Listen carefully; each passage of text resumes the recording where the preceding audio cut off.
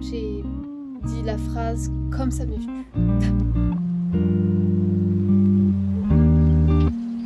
Aujourd'hui, je vais vous parler de l'option latin. Alors moi perso, ça fait hyper longtemps que j'en fais, donc ça fait depuis la 6e, donc ouais, ça remonte quand même. Mais aujourd'hui, je vais essentiellement vous parler de l'option latin au lycée. Cette vidéo va être divisée en plusieurs parties et vu que maintenant je suis une pro du timecode, je vous invite à aller voir en barre d'infos. C'est une option déjà qui vous prend 3 heures par semaine, qui va vous permettre d'acquérir des connaissances en histoire, en mythologie, en art aussi, parce qu'on étudie beaucoup d'œuvres picturales, et globalement en littérature, parce que c'est le principe même de l'option. Ça va vous permettre d'approfondir la langue française, et ça va vous donner une culture solide et un bagage intellectuel qui va forcément vous servir dans vos études. Deuxième question, pourquoi ? Je sais que c'est une question qui est un peu simple, mais en vrai, je vous compte même plus le nombre de fois où on m'a dit « Ouais Anna, pourquoi tu fais latin, machin, ça sert à rien, ça va te servir à rien, tu perds juste ton temps. » Mais les gars, vous vous rendez pas compte à quel point, déjà, de 1, cette option vous apporte un bagage intellectuel qui est immense. Un des intérêts principaux de cette option, c'est qu'il vous sert à vous, les premières, qui passez le bac de français. Les thèmes de latin de première rejoignent beaucoup les thèmes abordés en français, du coup ça va vraiment vous aider, vous les premières, ça va vous apporter vraiment des connaissances en plus pour le bac de français qui ne sont pas à négliger. Ensuite, c'est aussi utile pour les terminales, puisqu'en effet, le programme de terminale de latin rejoint le programme de philosophie en tronc commun. Je peux vous dire que quand j'arrive en philo, tronc commun, j'ai généralement une longueur d'avance, puisqu'il y a des trucs que j'ai déjà vus en latin, donc c'est vraiment une option qui est idéale pour les terminales et les premières. Une chose qui n'est pas à négliger non plus, c'est qu'on étudie le droit, donc c'est un plus dans votre dossier si vous voulez aller dans une faculté de droit. On étudie aussi beaucoup l'histoire, donc c'est aussi un point positif dans votre dossier. Et on étudie également beaucoup le français si vous voulez aller intégrer des études de littérature. On va pas se cacher, un des points très positifs de cette option, c'est qu'elle vous permet d'obtenir des points. Beaucoup de points. Toutes les notes au-dessus de 10 sont multipliées par 3 dans votre moyenne du bac. Ça fait vraiment un plus et ça fait vraiment la différence puisque ça vous permet d'avoir une mention par exemple. Vous pouvez vous rattraper avec l'option latin si toutefois vous n'avez pas des résultats qui vous permettent d'avoir une mention bien ou très bien par exemple. C'est que c'est véritablement un boost dans votre dossier scolaire. C'est ce qui peut faire pencher la balance dans certains cas, surtout si vous voulez intégrer des prépas littéraires ou des écoles ou des facs en langue antique. Il ne faut pas non plus croire que c'est une option qui est énergivore puisqu'elle ne compte que 3 heures dans la semaine, donc c'est véritablement abordable pour tous.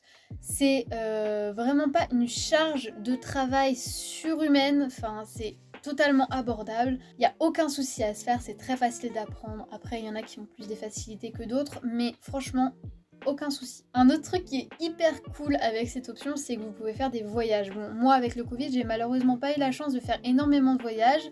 Je suis partie en Provence et déjà c'était en France et c'était génial. On a vraiment vu des monuments antiques qui étaient exceptionnels. Enfin vraiment j'ai adoré. Après, on aurait dû partir en Grèce, mais malheureusement avec le Covid ça s'est pas fait. Donc bon. Troisième question, comment s'organisent les cours ? Alors c'est simple, ça dépend des cours, mais du coup vous allez avoir de l'étude de texte, des études d'œuvres. Donc en fait l'étude de texte, on vous donne un texte, vous avez des questions, vous y répondez, vous corrigez avec la prof, vous faites un commentaire sur le texte à partir des questions que vous avez répondues, et après généralement votre prof vous met à peu près les mêmes questions au contrôle, ce qui est plutôt du coup simple. Si vous apprenez bien et que vous avez compris. Pour les études d'œuvres, c'est la même chose. Un truc hyper cool qui, je pense, plaît à tout le monde, c'est de regarder des reportages et des docu-fictions, par exemple.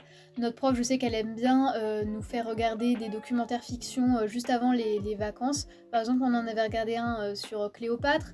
On avait aussi regardé un des Racines et des ailes. Et là, il n'y a pas longtemps, on a regardé une conférence pour visiter Rome en 3D. Vous allez aussi faire de la traduction. Je vais pas vous mentir, vous allez en faire, mais faut pas croire que c'est la bête noire du latin, parce que au final, quand c'est guidé et bien fait par la prof, c'est absolument compréhensible et normalement il n'y a aucun souci. Je vais vous montrer, nous en tout cas, notre méthode de travail, parce que c'est sûr que c'est différent dans chaque lycée encore une fois.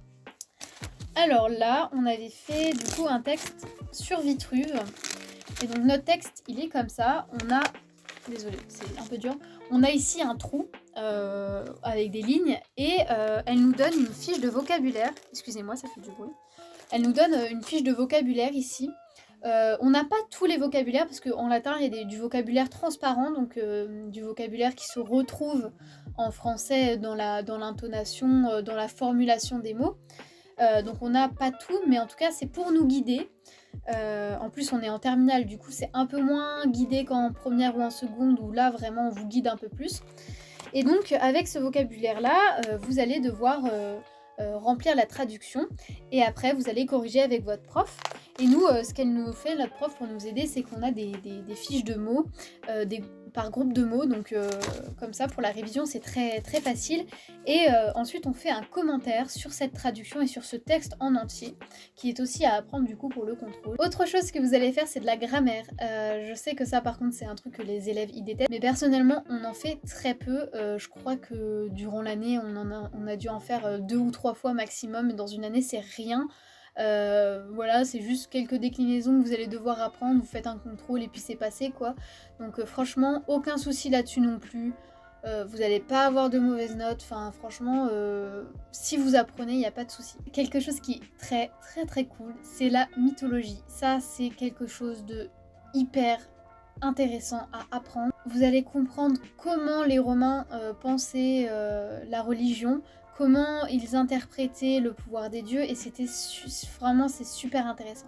Et ensuite vous allez faire de la civilisation. Donc là par exemple nous en ce moment on est en train de voir la vie à la romaine, comment s'organise le forum,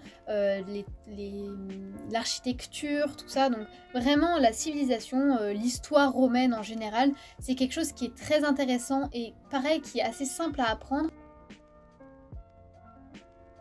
Pour la traduction, nous en tout cas, on doit refaire la traduction en contrôle avec le commentaire qui va avec. Donc généralement, nous, notre prof nous met à peu près les mêmes questions que nous avons dans le cours.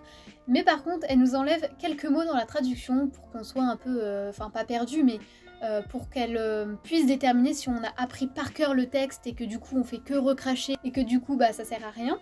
Mais vraiment, elle nous enlève des mots pour voir si on a compris globalement le texte et qu'on peut reformuler si toutefois il manque un mot. Pour les autres textes, c'est tout simplement apprendre le commentaire et redire ce qu'on a appris en cours. Pareil pour la grammaire et pareil pour la civilisation tout simplement. Pour conclure, je vous dirais que c'est vraiment une option qui est accessible à tout le monde. Je pense que vous n'avez rien à perdre. Justement, vous avez plus à y gagner qu'à y perdre de toute manière. Faut pas vous dire que c'est quelque chose qui est compliqué, que c'est une langue morte, que ça va vous servir à rien. Non, ça va vous valoriser réellement. Et je pense que c'est vraiment une option qu'il faut faire perdurer dans le temps. Voilà, j'espère que ce focus latin vous aura plu. Moi, je vous fais de très gros bisous. Je vous dis à la prochaine et n'hésitez pas à vous abonner et à me mettre un petit commentaire si vous avez des questions. Salut!